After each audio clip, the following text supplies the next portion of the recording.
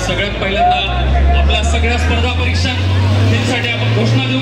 बोला भारत माता की, भारत माता की. मित्रांनो, एक छान आपल्या परिस्थितीला शोभेल असा एक शेर आहे, म्हणून मी तो आपल्यापुढे सादर करतो. माझं नाव निलेश आरटले.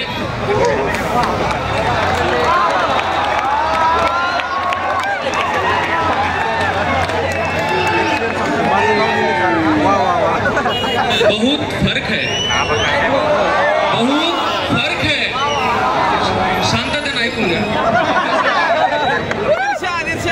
बहुत फर्क है तेरी और मेरी तालीम में. जे सध्या राजकीय मोठ्या पदांवर बसलेले, जे सध्या आयोगात बसून मनमानी कारभार चालवत आहेत, अशा राजकारणी आणि उच्च पदस्थ अधिकाऱ्यांसाठी या सर्वसामान्य लेकरांचा आवाजच हा शेर आहे. शांतपणे ऐकून घ्या. बहुत फर्क है तेरी और मेरी तालीम में.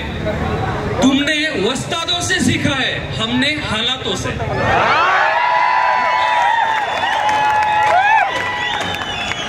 इथं जमलेला सन्माननीय दादा, आपण या ठिकाणी उपस्थित राहिला.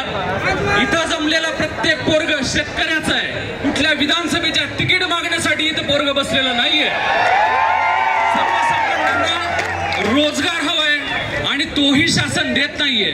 सन्माननीय आयोगानं परवा दिवशी नोटिफिकेशन काढलं आणि ते म्हणाले डिसेंबर 23 पर्यंत मागणी पत्र कृषीचं मिळालं नाही, त्यामुळे आम्ही कृषीच्या जागा ऍड करत नाही.